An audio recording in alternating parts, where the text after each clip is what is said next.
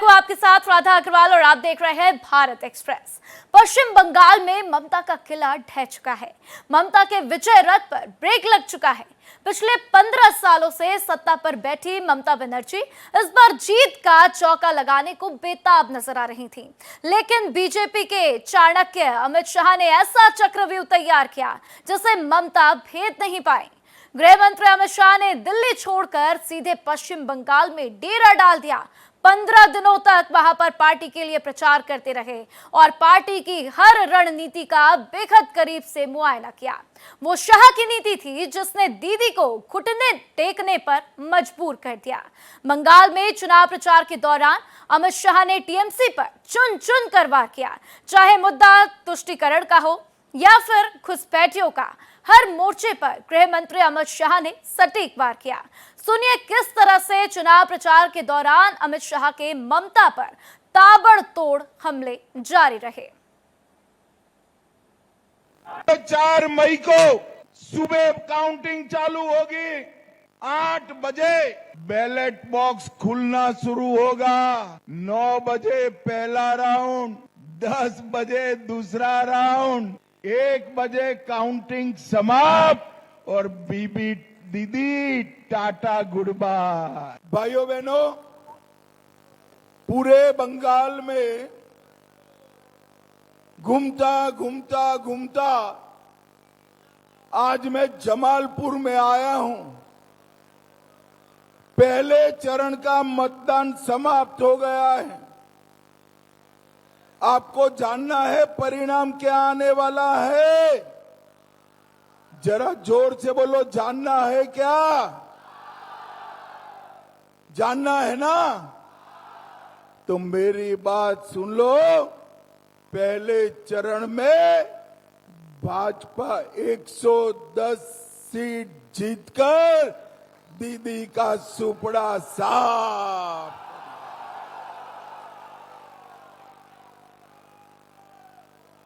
TMC की जगह यहां कमल फूल की सरकार बनेगी, भाजपा की सरकार बनेगी। और मैं आपको वादा करता हूं, 4 मई को वर्धमान का सीता भोग नरेंद्र मोदी जी को खिलाकर हम उनका मुंह मीठा करने वाले हैं। ये चुनाव जो है हमारे प्रत्याशी को एमएलए बनाने का चुनाव नहीं है। कोई भाजपा के कार्यकर्ता को मुख्यमंत्री बनाने का चुनाव नहीं है। ये चुनाव पूरे बंगाल को घुसपैठियों से मुक्त बनाने का चुनाव है। घुसपैठियों से मुक्त। कुल्टी वालों, मुझे बताओ, बंगाल से घुसपैठिए को निकालना चाहिए या नहीं निकालना चाहिए? ये दीदी कहती है घुसपैठिए को बचा कर रहो। मैं आपको वादा कर जाता हूं, 23 तारीख को कमल के निशान पर बटन दबा दीजिए। 5 तारीख को भाजपा सरकार बना दीजिए। बंगाल में से एक घुसपैठियों को चुन चुन कर निकालने का काम भारतीय जनता पार्टी। तो देखिए, इस बार बीजेपी के सारे दावे काम कर गए और 9 मई को बंगाल को उसका मुख्यमंत्री मिल जाएगा। अनूप, मेरे सहयोगी लगातार मेरे साथ कोलकाता से जुड़ चुके हैं, सीधा उनका रुख करते हैं। अनूप, अब देखिए बीजेपी के दावे भी काम कर गए हैं, अब बस इंतजार है तो उस तारीख का, 9 मई का, जब बंगाल को उसका मुख्यमंत्री मिल जाएगा। क्या कुछ हलचल? सूत्रों के हवाले से ये जानकारी सामने आई थी, इस खबर में कितनी सच्चाई है अनूप? बिल्कुल, देखिए ये बात तो है कि अब मुख्यमंत्री को लेकर मंथन चल रहा है। मैं इस वक्त बीजेपी दफ्तर के ठीक बाहर हूँ। मेरे पीछे आप देखिए जो गहमा-गहमी चल रही है। थोड़ी देर पहले यहाँ से शुभेंदु अधिकारी निकले हैं, सुकांता मजूमदार निकले, तमाम जो बड़े सियासी दिग्गज है, सुनील बंसल है, वो निकले हैं यहाँ। और पूरा सेंटर जो है फिलहाल यहीं पे है, क्योंकि यहीं से बहुत कुछ तय होना है। इसके बाद यहाँ से लोगों को दिल्ली जाना है, दिल्ली जाएंगे, उसके बाद वहाँ से तय होगा कि भाई मुख्यमंत्री कौन हो। लेकिन इस रेस में कहीं ना कहीं शुभेंदु अधिकारी बहुत आगे निकलते हुए नजर आ रहे हैं। उसके बाद दिलीप घोष का भी नाम है, कई ऐसे नाम है जिन पर चर्चा होगी, लेकिन मंथन दिल्ली से होगा। और देखिए कई लोग हैं, आप लोगों को क्या लग रहा है, कौन मुख्यमंत्री बनेगा यहाँ? अभी तो लग रहा है शुभेंदु का ही मन लग रहा है। इस बार पहली बार इतनी जबरदस्त जीत हुई, कैसे हो गई? ये सब ऊपर वाले के आशीर्वाद है। उम्मीद था कि दीदी हारेगी? ना पूरा 100% उम्मीद था, उम्मीद था पूरा। हाँ, इस साल वो पूरा उम्मीद था ही। कैसा लग रहा? वो जो खेले किस में इस बार नहीं खेल पाए। चलिए मैं कुछ और लोग हैं। दादा इस बार उम्मीद था कि जीतेंगे आप लोग? बढ़िया एकदम एकदम एक बिल्कुल उम्मीद था। उम्मीद था। हाँ, और अब दीदी को कहाँ? लेकिन देखिए जिनका कुछ शर्म नाम के कोई चीज नहीं है, हार गई और फिर भी बोले हम नहीं हारे हैं, हमको जाना नहीं है, तो इनके बारे में क्या कुछ बोलना शोभा चलिए मुख्यमंत्री किसे बना रही है बता दीजिए। ये तो बताएंगे दिल्ली में कौन है ये बताइए। देखिए हाँ, ममता मुख्यमंत्री को हराया हाँ। और अपने खुद अपना सीट पर जीते। मुख्यमंत्री शुभेंदु जी का नाम नहीं ले रहे हैं आप? बिल्कुल। नहीं, हम ऐसे इनका चलिए आप लोग महिला है, महिला सम्मान की बात करते हैं, लगता नहीं है आपको कि भाई एक महिला जो नारी सम्मान को लेकर कहीं कुछ ऐसा दिखाया नहीं? बीजेपी को बीजेपी को महिलाओं का सपोर्ट मिला और ममता दीदी हार गई। महिलाओं का सपोर्ट मिला, इसलिए आज बीजेपी आज पश्चिम बंगाल में अपने पोजीशन पे आई है। अगर महिला सुरक्षित रहती ममता बनर्जी के राज में, तो आज ममता बनर्जी को ये जगह नहीं देखना पड़ता, उनको वो नवान्न छोड़ के उनको उतरना नहीं पड़ता और अपनी सीट से हारना नहीं पड़ता। वो तो कह रही थी कि भाई रात में लड़कियां घर से नहीं निकले बाहर। वो तो कह रही थी रात से लड़कियां घर से खुद बाहर नहीं निकले, लेकिन वो खुद रात 2 बजे तक स्ट्रांग रूम में वो बैठ के चौकीदारी कर रही थी। जो प्रधानमंत्री को चौकीदार बोलती हैं, आज उनको खुद का स्ट्रांग रूम में खुद का ईवीएम को चौकीदारी के लिए वहाँ पे रहना पड़ा। हार जरूरी था ममता दीदी के लिए? एकदम जरूरी था। आज हमारे पश्चिम बंगाल में तालिबानी शासन जो चल रहा था, वो शासन से आज पश्चिम आप बंगाल एक सवाल पूछ लेते हैं। मुख्यमंत्री के नाम को लेकर बातचीत चल रही है, आपको नहीं लगता कि कोई महिला मुख्यमंत्री का भी नाम होना चाहिए? नहीं, महिला मुख्यमंत्री तो होना चाहिए, महिला सुरक्षा के, लेकिन हमारी बीजेपी में महिला हो या पुरुष हो, सभी को महिला पुरुष हर किसी को सम्मान, हर तरह से बराबर सम्मान दिया जाता है। आप कुछ कहेंगे किसे मुख्यमंत्री बनाना है? नहीं वो हम तो बोलेंगे शुभेंदु अधिकारी है, जैसे नरेंद्र मोदी है, जैसे वो ही रहे बस तो है। देश संभाल रहे हैं, तो देश किसे संभालना है? वो उनका डिसीजन है, जिसको भी प्रधानमंत्री बने वो हमारे पश्चिम बंगाल के अभिभावक होंगे। ये तमाम लोग हैं, देखिए बीजेपी दफ्तर के बाहर कुछ और भी लोग हैं, मैं उनसे बातचीत करने की कोशिश करता हूँ। भाई साहब बताइए, इतनी बड़ी जीत की उम्मीद थी आप लोगों को? इतनी बड़ी जीत का बात नहीं है। पब्लिक जो पश्चिम बंगाल का हर आदमी जो वोट दिया, उन्होंने तो जीत करा दिया। इतने शान से कभी पहले बोल पाए 15 साल हो गए बता? अरे नहीं, अगर ये रिजल्ट उल्टा होता, ये तृणमूल कांग्रेस तो हम लोग को रखता भी नहीं, और हम लोग पूरा शांत करके हम लोग का उच्च नेतृत्व। मुख्यमंत्री किसे बना रहे बता दीजिए। शुभेंदु अधिकारी। शुभेंदु अधिकारी, वजह इसके भी पीछे बता दीजिए। बजाय देखो 2 बार घर के घुस के मारा, तो इसके बाद और क्या चाहिए? उस बार भी हराया, इस बार भी बोला उनका खुद का तो वो प्लेस था नंदीग्राम, वहाँ जीता। इसके बाद ही बोला कि आप जहाँ जाओगे वहाँ ही घुस करके मारूंगा, तो वहाँ ही जा करके मारूंगा, मतलब हराएंगे। तो उसको हराया, तो इसके बाद वो सबसे ज्यादा हकदार है। दीदी तो रिजाइन ही नहीं दे रही है। अरे दीदी का काम ही तो दीदी, ये बात तो मुकुल राय मरने के पहले कह के गया था कि ममता बनर्जी मरने के बाद भी वो कुर्सी छोड़ेगी नहीं, तो ये बात तो सही चल रहा है। मुकुल आपको क्या लगता है कौन बनेगा मुख्यमंत्री? शुभेंदु दा। सबसे ज्यादा लोगों की पसंद है शुभेंदु दा। और बाकी लोगों का नाम जिनका चल रहा है वो कहाँ? शुभेंदु दा तो सीएम बनेंगे, और कोई डेप्यूटी सीएम बन सकते हैं, सजल घोष मे बी। इतनी बड़ी जीत की उम्मीद थी, land because of fair election, all because of fair election. लेकिन ममता दीदी करे फेयर हुआ नहीं? पूरा फेयर इलेक्शन हुआ। ऐसा इलेक्शन हम लोगों ने कभी देखा नहीं। क्योंकि आप जीत गए हैं। नहीं, जीतने और हारने का बात ही नहीं है, फेयर इलेक्शन। इतना बढ़िया इलेक्शन इतना अच्छी तरह से कभी मैंने नहीं देखा। आपको क्या लग रहा है किससे मुख्यमंत्री बना रहे हैं आप लोग? मोस्ट लाइकली शुभेंदु दाई होंगे। शुभेंदु दा होंगे। इसके पीछे की वजह? वजह देखिए उसके मतलब उन्होंने बहुत सारा काम किया last 10 years, like he has been working very hard. मतलब अभी जो बीजेपी का जो यहाँ पे आया है, रीबैक हुआ है। एक मिनट मैडम, किसे मुख्यमंत्री बना रहे हैं बता दीजिए। देखिए जो भी बने, ये तो कोई वो सड़क छाप पार्टी है नहीं। हमारा पार्टी डॉक्टर श्यामा प्रसाद मुखर्जी जो हमारे प्रतिष्ठाता है, वो एक बंगाली है। हालांकि हम लोग को सुनने को बंगाल के, अगर वो नहीं होते, ये पश्चिम बंगाल, ये भूमि का टुकड़ा आज पाकिस्तान में होता।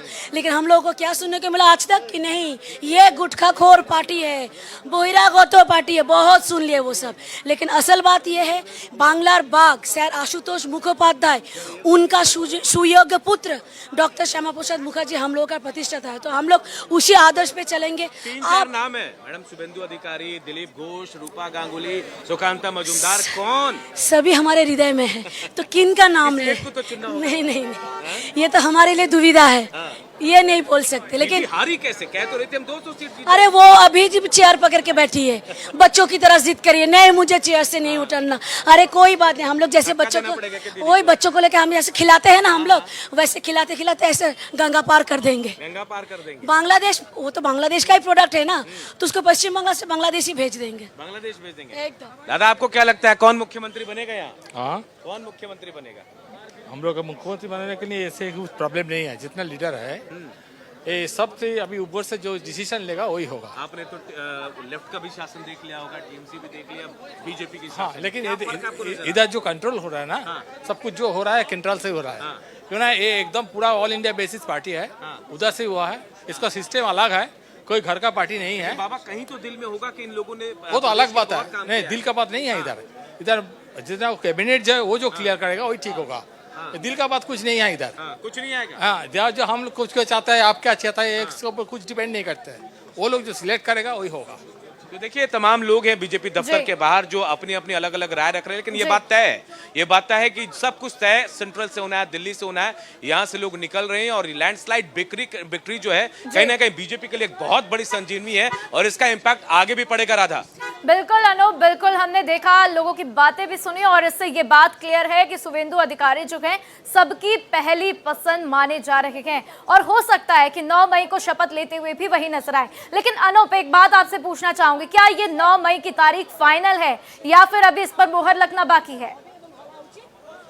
देखिए, बीजेपी तो अपने तरीके से कोशिश कर रही है क्योंकि रविंद्रनाथ टैगोर की जयंती, और बंगाल के लिए रविंद्रनाथ टैगोर बहुत बड़ा नाम है और बहुत पवित्र चीज भी, और ऐसे में उस दिन का शुभ होना बहुत मायने रखता है। लेकिन अब ममता बनर्जी ने साफ कह दिया कि भाई मैं रिजाइन नहीं दे रही हूं। ऐसे में थोड़ा विलंब हो सकता है क्योंकि एक प्रक्रिया होती है, एक प्रोसेस है, उनको रिजाइन देना होगा, उसके फिर विपक्ष का नेता भी चुना जाना है, उसके लिए दिल्ली से पर्यवेक्षक आते हैं जो बीजेपी का प्रोसेस है, तो ऐसे में थोड़ा टाइम लगता है। लेकिन अब यहाँ और डिले हो सकता है, इसलिए 9 तारीख तय नहीं है, लेकिन बीजेपी की तरफ से कोशिश यही है। और अगर इस्तीफा नहीं होता है तो यहाँ राज्यपाल को हस्तक्षेप करना पड़ेगा। उसके बाद हो सकता है कि विशेष बुलाया जाए, सदन बुलाया जाए 2-3 दिन के लिए, 1 दिन के लिए, और यहाँ बहुमत का प्रस्ताव होगा, तब होगा। हो सकता है डिले हो, लेकिन तय नहीं है अभी। जी ठीक है अनूप, और देखना होगा आगे क्या कुछ होता है। आप हमारे साथ लगातार बने रहिए, पल पल की जानकारी हम आपसे लेते रहेंगे। गृह मंत्री अमित शाह ने अपनी क्या कुछ चाणक्य नीति चलाई है, इस पर सभी एक बार जानने के लिए बहुत से उत्सुक हैं, क्योंकि लोगों के मन में यही सवाल है कि आखिर ऐसा क्या किया जो 77 से ये आंकड़ा सीधा 200 के पार पहुंच गया। अनूप मेरे साथ लगातार बने हुए हैं, सीधा उन्हीं से पूछ लेते हैं। अनूप, लोगों के मन में ये भी सवाल है कि आखिर क्या चाणक्य नीति उन्होंने अपनाई कि 77 से सीधा 200 के पार ये आंकड़ा जाता हुआ? क्या लगता है, आप तो ग्राउंड पर हैं, लोगों से बातचीत भी कर रहे हैं, क्या कुछ वहां से लोगों से इनपुट आपको मिलता हुआ?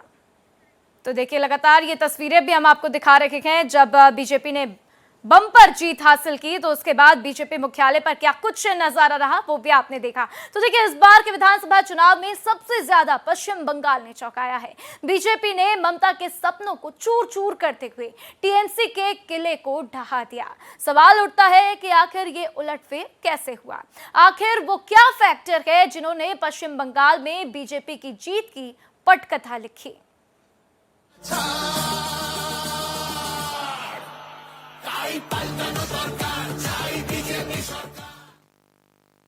पश्चिम बंगाल में मिली बीजेपी की जीत ने आज उसके समर्थकों को खुशी से झूमने पर मजबूर कर दिया है।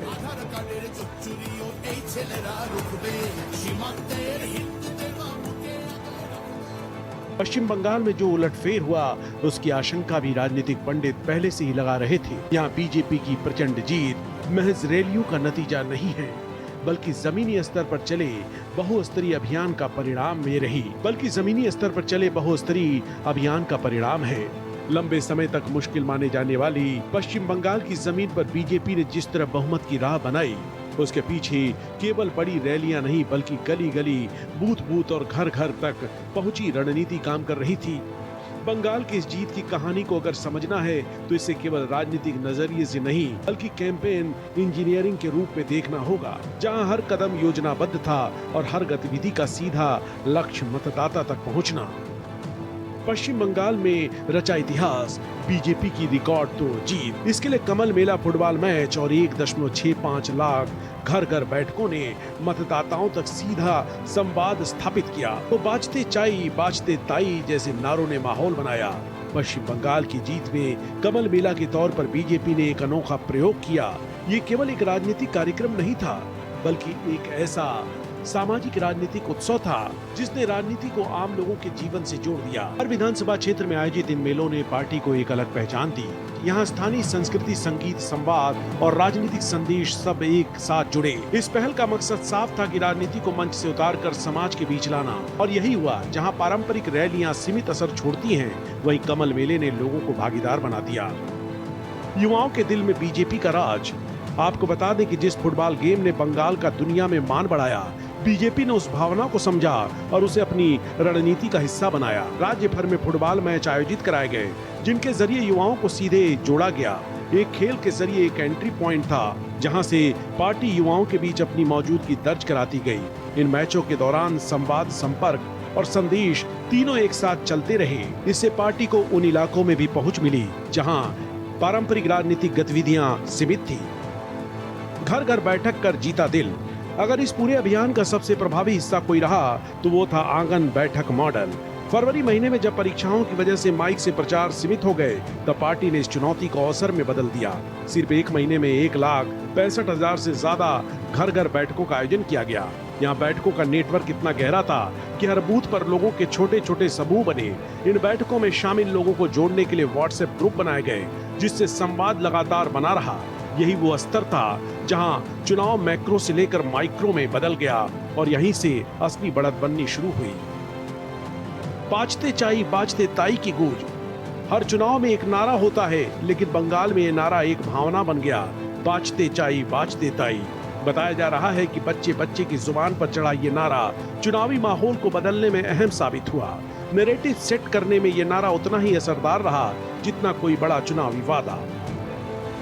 नुक्कड़ सभाएं जीत का मंत्र। जनवरी से 27 अप्रैल के बीच 12,000 से ज्यादा नुक्कड़ सभाओं का आयोजन किया गया। इन छोटी छोटी सभाओं ने बड़े मंचों की कमी को पूरा किया। यहाँ सीधे संवाद हुए, स्थानीय मुद्दे उठे और पार्टी का संदेश बिना किसी दूरी के लोगों तक पहुंचा।